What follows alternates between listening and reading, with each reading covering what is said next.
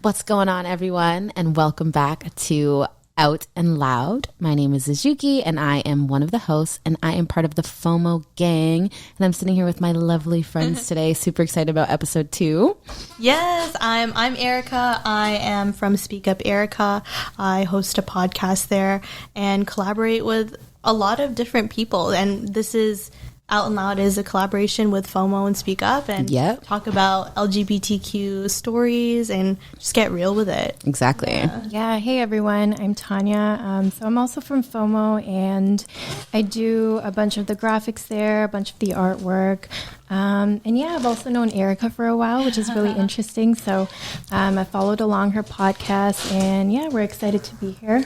Yes, and today we are going to be talking about specifically, was it LGBTQ sex ed and what we wish we learned in sex ed. But before that, I actually want to ask you two how you know each other, because I know there's a big backstory to that. And it's funny because even when you or Erika, you approached me for Locals Fest, and I was like, oh, like let's create a podcast because I was a fan of your content. You already knew Tanya, so it was just like, it was like, okay, it's fate, like it's meant to be. So yeah, when did you guys meet each other? Oh man, I think, was it 2011? 8 years ago? Yeah, almost 10 years ago. Was it 9? Yeah. Something like that. Damn. But yeah, we both used to be a barista. We used to work together. Okay. Yeah, back at Panera. And was this, so this was in high school then? Yeah, we were both in high school. Way back. I think we were 17, 18, 19, around. Yeah, so almost a decade ago. Isn't that crazy? Yeah, and we would like hang out a lot. We had our own crew at Panera. We'd always like hang out every weekend. And like outside of work, there was so many adventures and just crazy random shit that we did. Yeah. Oh god, I'm like having flashbacks to like I know Marissa too, or like Devoy, but. Ooh, shout out to them. Yeah. Put their handles in this. Amazing. But well, that's so funny. So then you didn't go to the same high schools, right? No. We didn't. Yeah. True. And then we were always kept in touch. Yeah. Even after Panera. Yeah. I think we always kind of had like similar interests as well. So just throughout the years, even after work. Mm-hmm. And now we're all sitting here speaking about sex ed. So I guess I asked if you went to the same high school because we're talking about whether like Catholic or public schools teach sex ed differently. Yeah. And I know I went to a public school like my whole life, and I remember sex ed being like really, I guess, funny and awkward at first. And then afterwards, it seemed like the girls were taking it seriously. And then the guys were just like, like pussies and all this stuff. Penis. But I definitely went to Northern, which is like the second biggest public school in Toronto. Oh, wow. And it was very like what you would think your typical American school was. So like there's like football players, right? And they wore Letterman's jackets. Like we had a cheerleader. Yeah, like exactly. It literally was Riverdale. Yes. And my high school was, I guess, very like progressive. But in terms of like sex ed, it just like wasn't a thing. And I remember there being like LGBTQ clubs, and I wasn't out in that time. So I always wondered, maybe they're talking about sex there. Like at the club? At the clubs, yeah. But how safe spaces? Exactly. True, yeah. And yeah, how was your sex ed in school? Yeah, well, in high school, I don't think I ever learned about sex ed. Yeah, in high school. I mean, I don't think it's something that they teach you in Catholic school, so I don't remember there being like any curriculum, any class about it. So it was something that was just completely like skipped over. And I think it was just odd because you knew that the public schools approached it way differently. Yeah. But it didn't exist. Yeah, like since I didn't go to a Catholic school, like not that there are a lot of kids out. I feel like when we were in high school, I feel like now it's more accepted and kids are like coming out earlier. Yeah. But like, were there a lot of openly out queer people in Catholic schools? For my experience, going back to when I learned sex ed, I learned more about it in elementary school when I was like in grade 4 and 5. And we were talking about this earlier of learning like family life. That was what they called it. Planning. Family planning. I don't know. And then I don't know if you also experience or watch the Uncle Leary Do you know that? No, what is The that? Uncle Leary No, what video? is that? Is this someone's uncle teaching you things? No. Oh, I was like, what is It this? was like in grade 4, and everyone used to be like, "Oh, you watched the Uncle Leary video in grade 4," and it trigger warning that it is a video. You don't see it, but it's a video of a kid and their uncle, and they go to the park and they go in like a little hole or something. He's like, touch it. Oh. So it's like kind of like child. Yeah, molestation, exactly. sexual- Yeah. Yeah. So it was that video, and then I think the reason why I don't know why they showed it at a young age, maybe just to like kind of have education about it and what to do in that situation and stuff like that. So that was something I vividly remember. I think that's so strange though, because like the way you're introducing that situation to children is like, whoa, look at this outrageous event that may or may not happen to you, when it's way more common and it's not going to be in that kind of like a setup.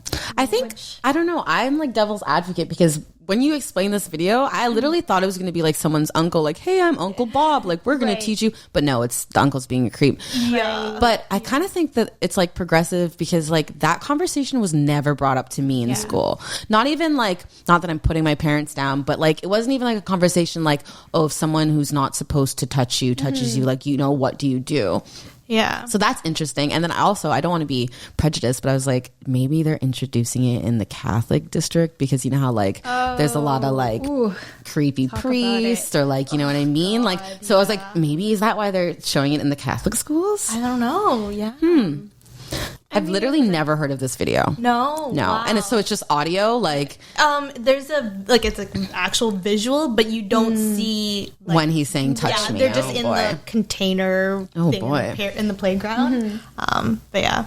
Interesting. I don't know. I mean, You never saw that one? no. Because you went to public school. Yeah. Yeah, that's why I'm like that makes sitting here sense. That makes shocked. I'm like, what? Yeah, This so video I've- exists? Yeah, so I've had Maybe like a if you mixture YouTube of it. both, like public and Catholic like, education. But I remember in middle school, they teach you about like the menstrual cycle, and then very like basic introductory, like private parts kind of thing. But they never really dove into like sex or especially consent. Like That's true. That's never been a topic ever. Like they kind of get into like, here's a condom, like, you know, here's your body parts, and then all right, that's it, you're good to go. Yeah. And like, then- this is how you make a baby, semen and an egg. Right. Yeah. Very like basic kind of Heteronormative. Yeah. So I'm getting into it. I'm going to ask you guys a personal question. So when is the first time that you like ever saw or like were aware of like the same genders having sex? Because for me, it was like definitely through like, I'm not gonna say watching porn, because I don't even remember if I was watching porn, but like, you know, when you're younger and you're like searching the sites you're not supposed to look at, and then I'm like, whoa, like 2 boys having sex, or like, you know what I mean, 2 girls having sex, because it definitely wasn't introduced to me through school. Right. But yet, I mean, I didn't need school to tell me that, you know, this happened. But like, I remember vividly the first time seeing it with my own eyes and being like, whoa, this is interesting. I can't remember when I like discovered it, but I remember it was probably when I was like 10 or 11 or fairly young, because you kind of just discover these things about life like as you're growing up. So I think I was pretty young, but I was just kind of like, oh, okay, like that's cool. And then I just kind of moved on. I love it. That's cool. Like, okay, like, you know, just something new that you learn about. You don't really like think too deep about it. Yeah. You're still young. You're still learning about like the entire world itself. So Yeah. I remember just being pretty young, and I was like, oh, like, okay, like there's 2 moms or whatever. So it's like, interesting. Okay, cool. For me, I think because part of the Filipino culture, there's a lot of people who are like gay.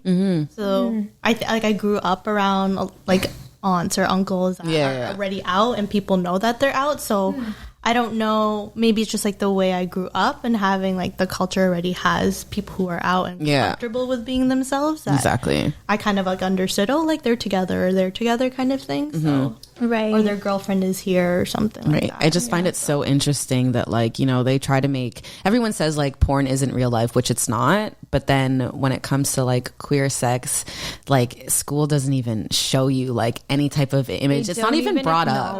It's not even brought up. Like it doesn't exist. No. And I remember, I think there was shout out to one of my good friends. I'm not even going to say his name yet because I want him to come on the podcast, but one of my friends in high school was like out, and he was like one of the only people out. And I remember just in sex edit class, you know, they're teaching about like the penis goes in the vagina, and then like there's everyone like looking at him because it's like, this doesn't apply to you. Oh yeah, exactly. And like oh man, it must have been just really awkward and uncomfortable for everybody that just wasn't straight but wasn't fully coming into themselves yet, because you're kind of sitting there like, okay, but how can I relate to this? I can't. Exactly. Right. And I wonder if you know, like first or same sex, your first experience with the same sex, maybe I wonder if it's more like intense or more nerve wracking because you aren't prepared. Yeah. Right? Like I remember my first sexual experience with a girl and just being like, what, not necessarily what the fuck, but a big what the fuck. Like you don't even know like what you're supposed to do. And then it's like, you don't even know who to go to talk to for advice. Even if it's someone at school, you're like, what are you supposed to do? In university, I actually volunteered at the Sexual Education Center. So we learned about, like, they took us through a training process, I guess, to understand all sexualities, genders, like, and learn about, because we're a resource for people. Right. So if people were to come in, like, you can confide in us or talk to our counselors about what you're going through. Yeah. And to just have that open space. So I don't know, like, maybe by being part of that community, I was able to kind of like know if like people who wanted to learn more information about that kind of stuff would be able to like, go there. But I don't know if everyone has that or had that experience. I think most people just relied on the dark web. Yeah. Google things, That's you know, fair. Like, what do I do? Like, during my first time, like, there's Reddit. I know people are very descriptive on Reddit. So I think that people just kind of rely on, like, okay, like, here goes nothing. Like, I'm going to Google it, and there's going to be a bunch of experimental just things that happen. And then we're going to decide, like, I'll comment back on the thread. Like I'll let you know how it was. It's like a review. Yeah. But I don't know. I think in a way, like it can be limiting and freeing because you're not going in there with like a set routine of like, okay, here's step 1, here's step 2, here's step 3. Like here's how you start, and it's with the dude. Yeah. Here's how you end, and it's with the dude. Whereas like same-sex experiences, it's kind of like you just go in there. There's no start or finish line in a sense. There's no blueprint. I was like, that is a sexual innuendo on itself. Like going with the same gender, and you know, there's no start or finish. I'm like, whoa, Tanya. Well, there's no blueprint. True. So you can kind of decide for yourself, like when you're gonna start or finish. But with like, you know, a man or a woman, it's kind of like, okay, in your mind, you subconsciously are going to be taught, here's how you start, here's step 2, here's step 3, and then like here's when you complete. Exactly. Yeah, that's true. When they come, like that's exactly the end game. Yeah, like that's the end game, and like there's no talk about like, hey, what about me? Like, so what do I get out of that? You know, like it's very incomplete, I think. I was gonna say, what is something that you both wish you learned in sex ed? I think like something in high school, at least, like to learn about these things in high school, because that's like the missing gap. Like I learned in elementary kind of, and I learned in university more openly. Yeah, I remember there not being like a lot of conversation about like masturbation. There was like for a little bit, and then like at the very start, remember when they were like telling us about boys' wet dreams and stuff? And I was like, what? Like, what is a wet dream? I was just so confused. And then after that, there was no talk of masturbation anymore. Right. It just like wasn't a thing. And it was interesting that they're like telling, not that they're forcing us to have sex. Obviously, they know that it might happen and we have to be safe. But like, it was more like how to have sex with other people rather than how to have sex with yourself. Right. Yeah, they never did. Yeah. Which, and is it like maybe uncomfortable for like, I get it now. Maybe it's uncomfortable for a teacher to be like, this is how you touch yourself, you know? But I mean, it's a part of life. Like it's biology, it's human nature. Exactly. It's very normal. So I think like in a lot of adult worlds, it's like, okay, if I completely ignore this topic and don't talk about it to kids, you know, it's never going to happen. When it's like, you're much better off just preparing them and sending them in there with tools, so that way they know, like, if they're running into a medical issue, like if they need to go to the hospital or the doctor, like if something isn't working down there, like they can at least identify for themselves, like, hey, it's time to go to the doctor. Like I can at least be like safe medically for myself and then for other people as well. So yeah, like that wasn't taught as well, like anything about STDs or that's true. like that. It was just it was kind of like, wear a condom and you'll be safe, but it was like, what kind of STDs are there, what are the symptoms, like, you know what I mean? Actually, they really don't even, so they don't talk about it at all in high school, and then you enter university, and then some reason university thinks that, oh, you've already been taught this, you're prepared, right? And then like there's the campus doctors on university.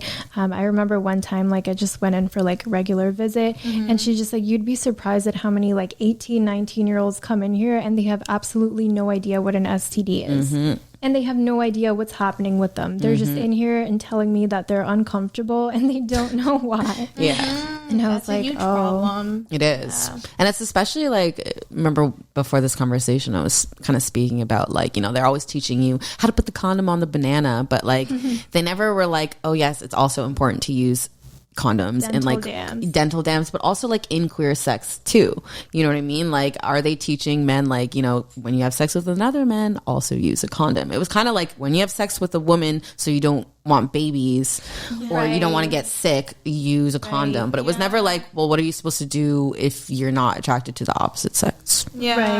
What am I supposed to do?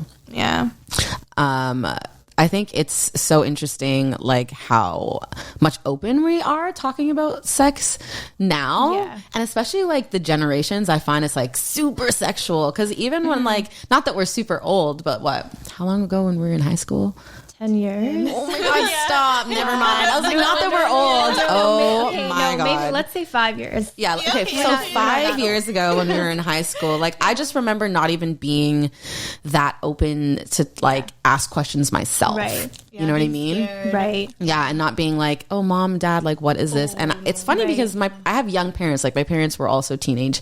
I'm saying we're also teenage parents. Like I'm a teenage parent, but I'm not. But yeah, no, they were teenage parents. And like, I never wanted to ask about sex. Never. I don't think I ever was like going to anybody with a sex question. Not even my friends. Because what kind of advice are they going to give me? I remember feeling just very comfortable and open about it with myself. But then realizing that like other people really didn't feel comfortable. So I remember like I would just talk about it like it was just a regular thing, because that's what I thought it was.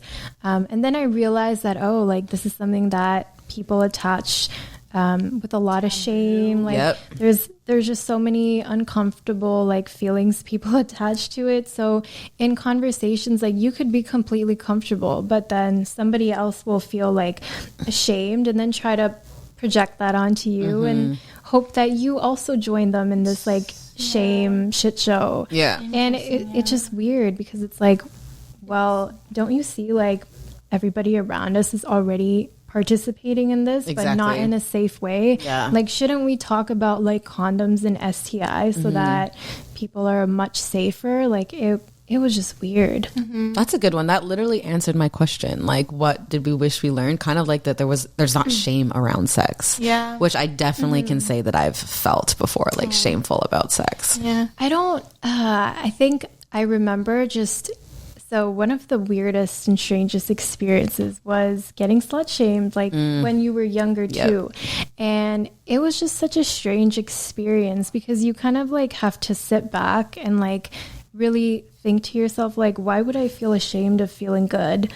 Right? That's true. It's just, you're kind of just sitting there with so many thoughts, and like you just have to reflect, like, what about feeling good should I feel ashamed about? Like, is it my body? Like, is it my age? Like, is it because we're, I don't know, is it because I'm a girl? Because I don't see that there's boys that are being shamed for this. Not. So it was weird. Like, it was, you know, it's either going to be like, oh, because you wore this, because you said this, because you look like this, because you sound like this. But at the end of the day, like, you still don't know what I'm doing in my private life. So, like, how did you come to that conclusion? Like, it was weird.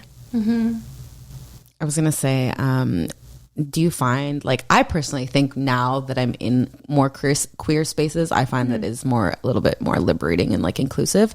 But it's very interesting how, like, a lot of heterosexual people are quick to slut shame you before, like, the queer community.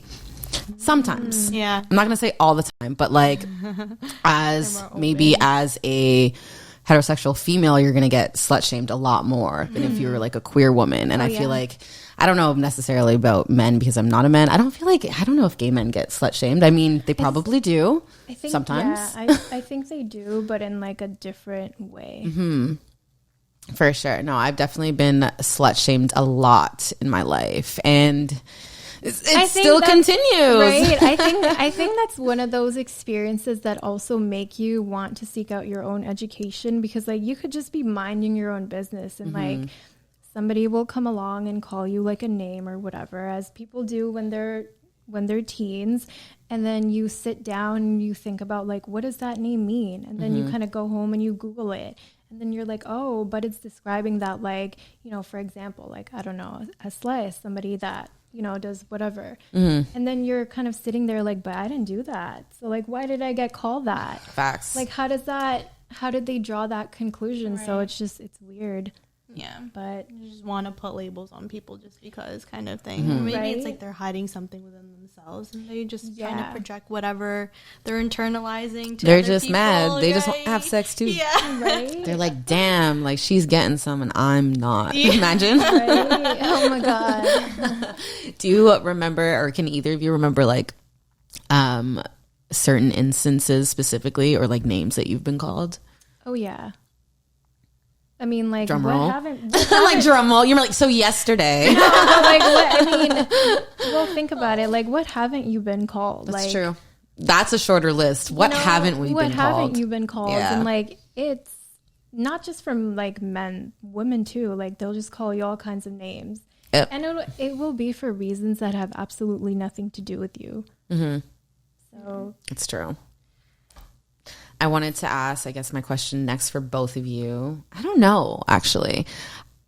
Do you think that, like, people now, like, people actually went for advice from you, Erika, for sex advice when you were working in, you know, the university. Yeah. Yeah, but I was going to say, do people, like, creep in your DMs and ask for sexual advice? Because people ask me for sex advice all the time, or, like, ask me certain sexual questions, and it's not necessarily like they're trying to, like, approach me, but I'm like, why would you think that I have all the answers? Yeah, that's right. interesting. I think a lot of the questions just have to do with, like, and I know nobody's trying to be malicious or whatever, but a lot of the questions are just, to me, just very, like, elementary level, because it'll be like, oh, how do you have sex with a girl? Yeah. And it's like, don't we both have the same Google? Like, I don't. Facts. You know, like, think about it. Like, we both have the same parts. Like, use some context clues. Like, I don't know the answers to all of it. Like, different people do different things. Like, I don't know. What you might want to do or what other people do is probably different from what I do. Yeah. But I think, like, when someone also finds out that you're open to more than just men, they assume that everybody does the same what you do in the same way. Everyone's experiences are different from each other's. Yeah. That's so funny. I know. How do you have sex with a girl? I feel like that's a common question. Very it's common. Like, it's like, if you're asking me that, I don't even feel like you're pleasuring a woman yourself. Like, what are you talking about? Yeah. And there's always, like, the question, how do you know you don't like dick? It's like, how do you know you don't like dick? How do you know that? Let's talk about it. Yeah, because, I mean, I know what I like and what I don't like, but how do you know what you like and what you don't like if you haven't tried it? Let's use your same logic back onto you. It is quite, like, crazy to me that some people really cannot fathom, like, someone else can like the same sex. You know what I mean? Maybe because I like the same sex as well, that I'm like, it makes sense. But, like, it's crazy to me that people, like, really think, like, oh, like, you know, you choose to be gay. No, because didn't you choose to be straight? You know what I mean? Like, what is the conversation here? But that is so fucking interesting. I remember there is, I don't remember what it was, some type of interview thing that I was watching on YouTube, and then they're like, oh, how did you know that when you were like gay? And then they flipped the question to like, how did you know that you were straight? Like, it's just like, exactly. Right. you know. Yeah. And that kind of like reminds me for some reason of like, you know, when you're younger and like there's like a little kid and then like the little kid has like a crush on the little girl for say, and it's like, oh, they're gonna be husband and wife and boyfriend and girlfriend when they get older. It's like, why are you even pushing that on like children? So like that's strange. kind of weird that you're even that like happens to me a assuming, lot. you know what I mean? Yeah, like Yeah. you're even assuming your child's like sexuality. Like Yeah. that's a kind of weird. Super strange. But this was a great episode, and I don't know, I feel like we should end off with like some fun questions maybe. Yeah, let's do it. Also wanted to just bring up too that Yeah. I know we're talking about sex, and to me, like, I identify as like a pretty hypersexual person, like when I'm with my partner, but I do have a lot of friends that may consider themselves as asexual, and then that's okay too, of like learning about sex, but understanding that may not be for you as well. It's like, it's an okay. Remember, we were having this conversation about We were. asexuality, and I'm not gonna lie, there are a lot of terms that I still don't really understand. Oh yeah. But I was watching, because you were speaking about asexuality, I was watching like this, I think it was like a Jubilee video. Yeah. And it was one of those videos where like everyone is standing on a line, and then it's like if you agree or disagree, you go to one side of the room. Yeah. And it was really, really interesting because I actually didn't know that some asexual people do have sex. They do have desires. They're like porn stars too. That too, or there's like, you know, people who only want to have sex if there's like the emotional connection or et cetera, et cetera. But I thought that was really fucking interesting. I really did. And one of the things that stood out to me the most of that video was, you know, asexual people feeling like they're not part of the LGBTQ plus umbrella because the LGBTQ plus umbrella is sometimes very hypersexualized, right? Yeah. So it's like, where's my space? Which actually makes a lot of sense to me. And I was actually mind blown. I was like, oh, damn. Yeah.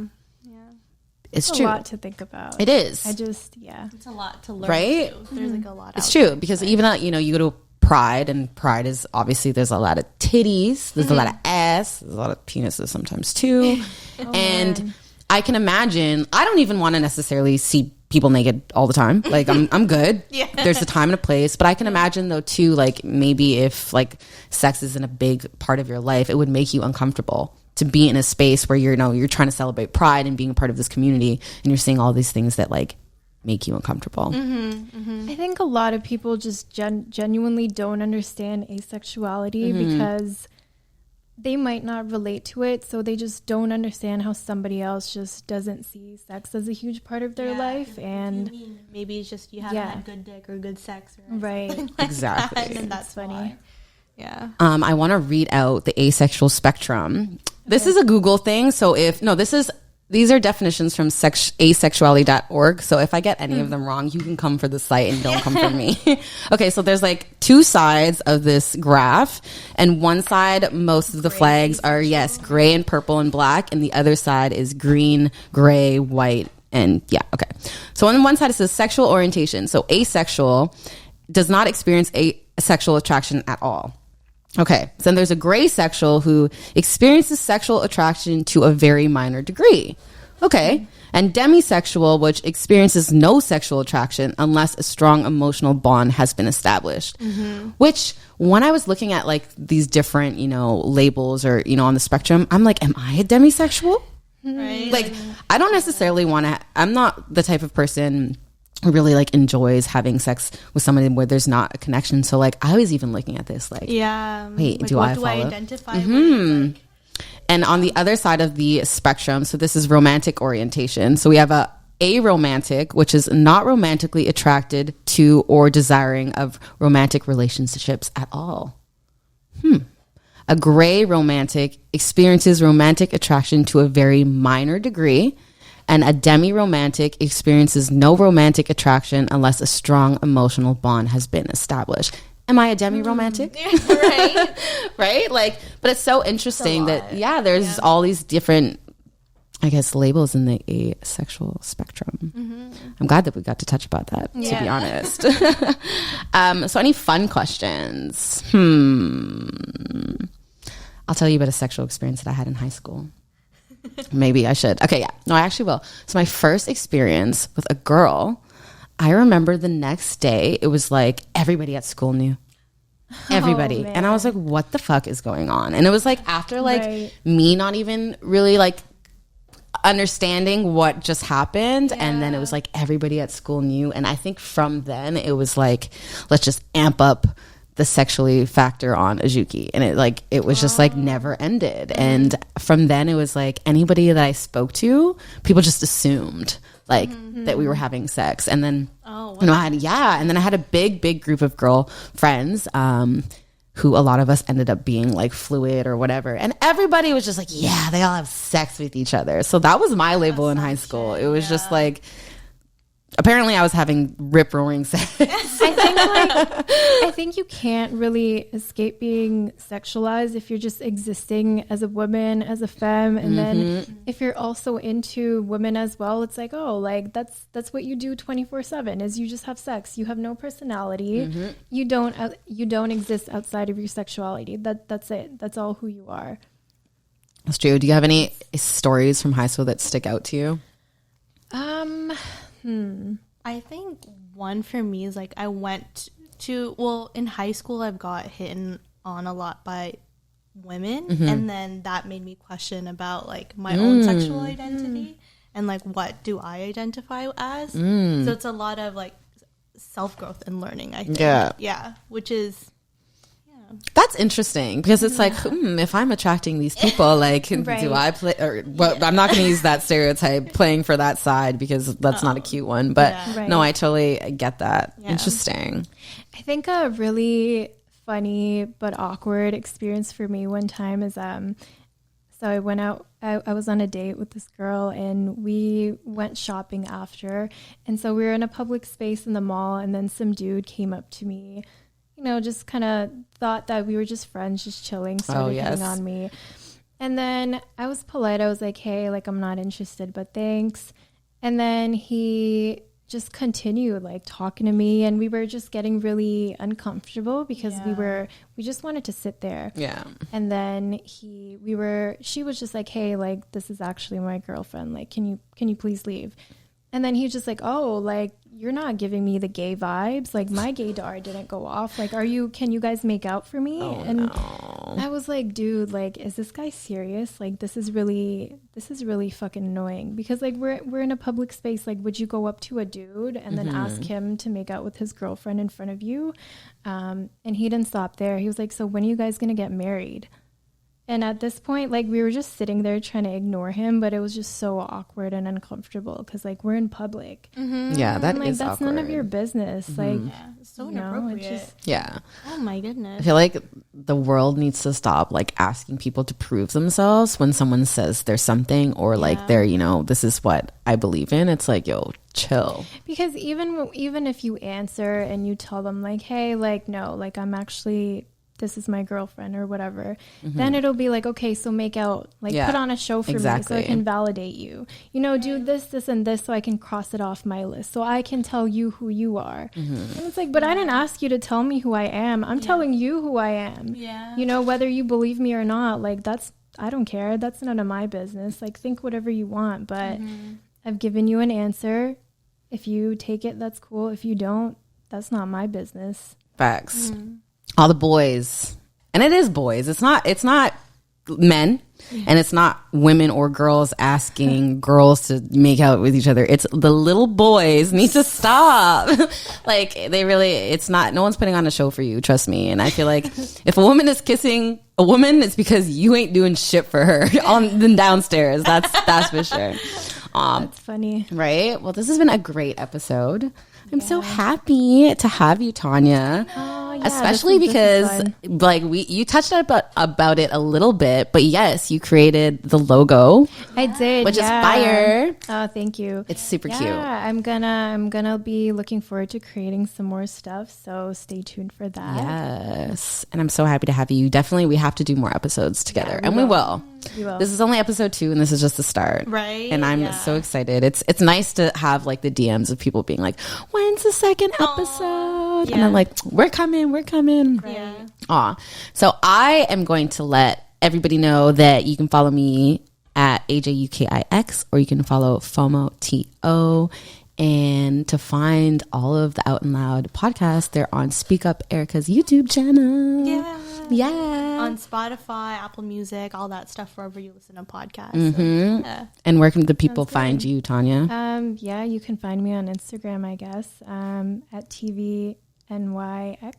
Pretty much my name, no vowels. So yes, you can check me sir. out. And I would love for the people listening, if you ever have topic suggestions, to send them to Speak Up let us Erika know. or send them to FOMO TO, and we'll definitely go through them. And as well, if you're interested in being a guest, shoot us a DM, because that'd be really fun too. yeah. Amazing. Oh, Yay! Thank you, Tanya. I know. Thanks so much. I'm so happy that we got to sit I know. down. This is fun. Yay. Deuces. Bye. Bye.